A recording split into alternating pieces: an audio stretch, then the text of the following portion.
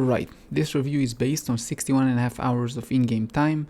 That includes finishing the story, reaching level 24 on Beelzebub, the main character, and exploring most of the world and doing all the side quests aside from racing, because racing is boring. This review will be split into a few parts, so gameplay, story, graphics, performance, and summary. Each one of those will describe the subject and will be followed by my opinions on the subject right after. This video will include obvious heavy spoilers that are gonna include the whole game from the start to the end.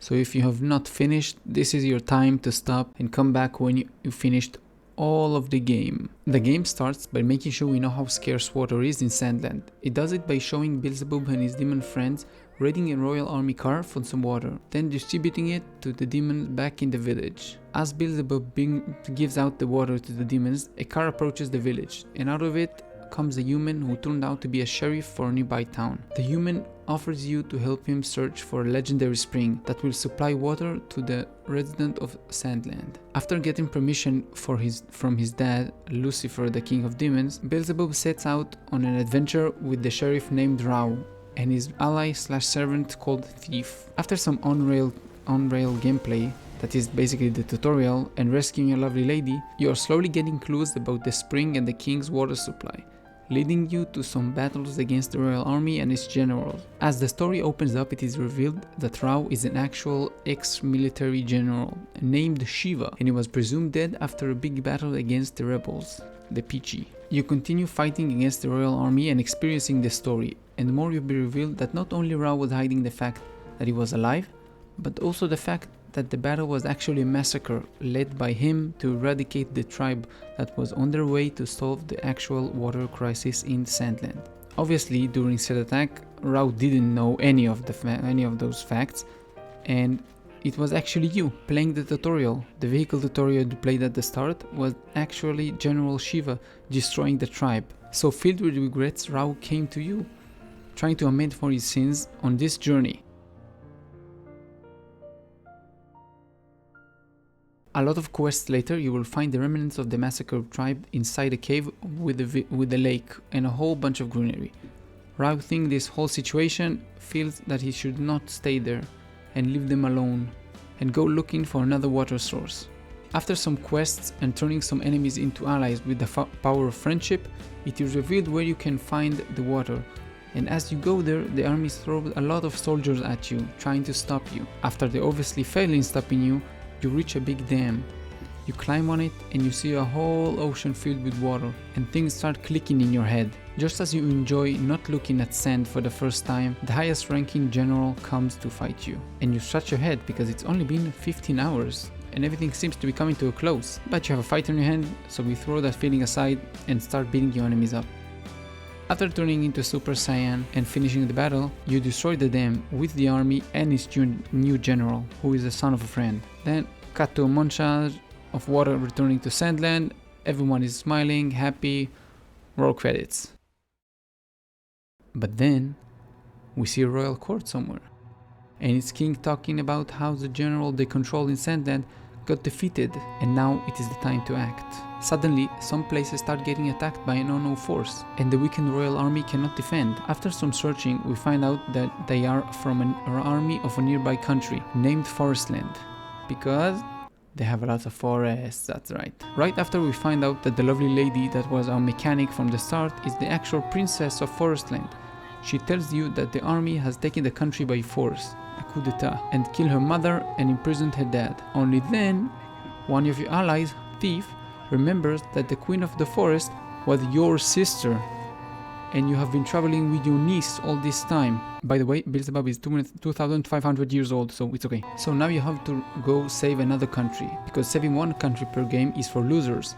Oh, and also, while you weren't paying attention, I kidnapped your princess. Bye! So now I have to go save a princess and a country. Get to it. After crossing into Forestland, by total coincidence, the first time you meet are the resistance who wants to free the country, so yet again, after a whole bunch of quests, you find out the enemy wants to revive a flying fortress that can destroy the whole world, but they need 5 pieces of the same ore that caused the massacre 10 years ago. So you set out to get all of the pieces before the enemy gets to them. And as this is based on manga, the enemies has insane plot armor and they somehow end up with all the ores on the way to revive the fortress. Now, it wasn't all losing on your part. You rescued the princess and the queen and the king and even turned some old enemies into new allies through the power of friendship, of course. And all of that ends up with you in the fortress fighting the final boss, who is a femboy angel that holds a grudge against demons because your dad beat him up for breaking his TV. After some more Dragon Ball Z moments, the smoke clears and you save the country. Again, in the same game. Serves him right. Guys, you see this? It's raining! Well, I'll be. It's the Aquanium at work. It took 30 years, but it's being used as the Peachy intended. Finally. By the way, human, what was your name again? Oh, are you asking me? It's Rao, sir. Well, Rao, you've done well in the role of Beelzebub and Thief's leader. You're a credit to your species. If you like, we have a place for you at Demon Village. Thank you, I'm honored. But I don't intend to turn in my sheriff's badge quite yet. After all this, you'll return to being a humble sheriff? I like you, Rao. Here, have a treasure chest. Huh. Dad, I was wondering if I can play games for 2 hours a day now. Maybe? Don't push your luck. Practicing your flying would be a far better use of your time. Right!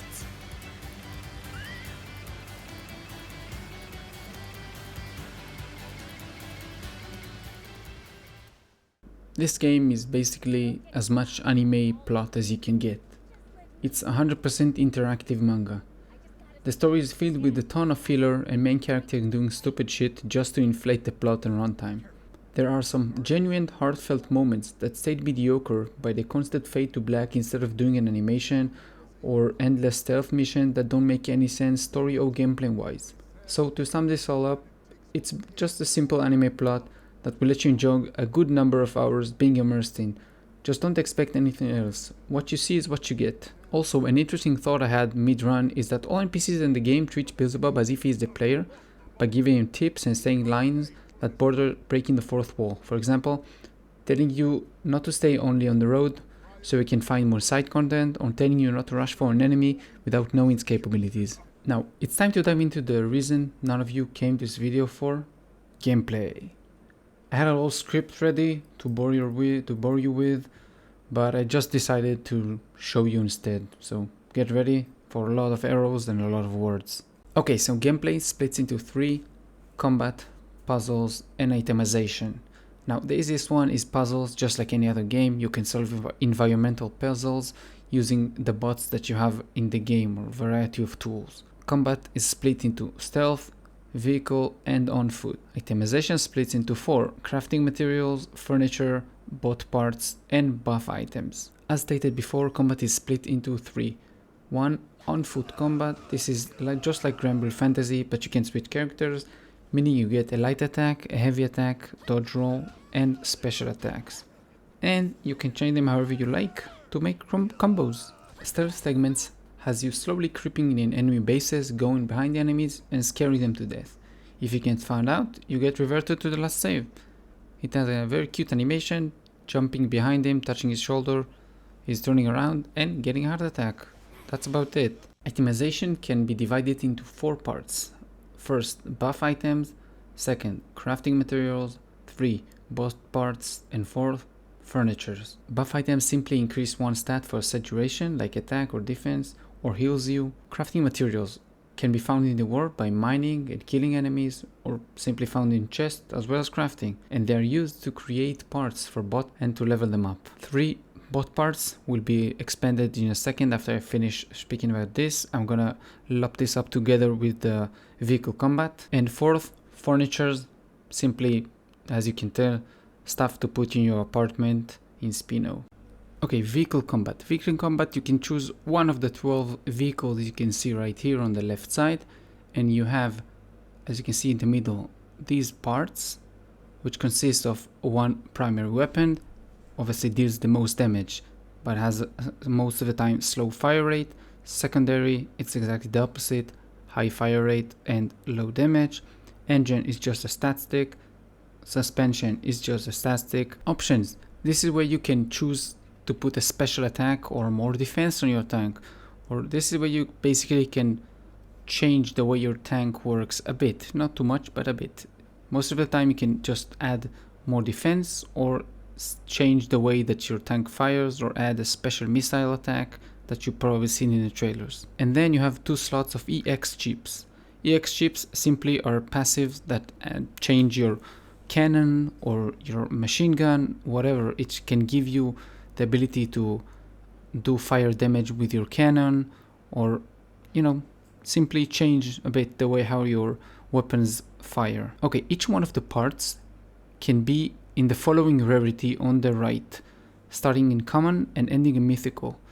Common is mostly starting in level 1 and mythical is level 30, which is the max level for bots, by the way. Certain parts will require your vehicle to be at a certain level, and upgrading the vehicle will require more and rarer resources the higher level you want it to be at. All the upgrading can be done at the garage in the main town, Spino, or in the resistance base at the second zone. I'm gonna throw exploration in here too, because why not? Exploring is definitely rewarding. You get a lot of material and bot parts when you go off the road, like into strange caves and whatnot, but you will revisit all those places you explored again when you're doing the main mission and the side missions. This leads me to my next point, which is repeating assets. You will see the same ruins, the same caves, the same enemies all along the game, even when you go into the new region, so don't expect a change. Not only the assets are repeated, but also the voice lines. As you explore the game, you will hear more voice lines regarding different persons, quests, or simple places,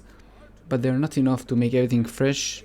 You're gonna hear the same line 100 times every time you do a certain action, or a certain joke you will hear 100 times throughout the game. Basically, it's either a tip for the player or a cringy joke. The game is a lot of fun, and the main focus is definitely the vehicle combat. It is making use of bots not only during combat but also to solve puzzles. It feels great blowing up enemies and even seeing bosses stagger from a well-placed tank shot. However, the rest feels mediocre. On-foot combat happens mostly in important story bits and almost always against a boss, meaning you get barely any practice fighting. Yet this fact is balanced by the fact that the game is generally very easy and treating you like a kid. Well, the main character is a kid, though some bosses will still require your attention, so do be careful. In my experience, stealth segments are the worst part of the game, and they don't make any sense. Most of the time, after you finish killing hundreds of enemy soldiers, you go into the enemy base, and suddenly, going inside the enemy base and killing 30 soldiers and one tank is impossible.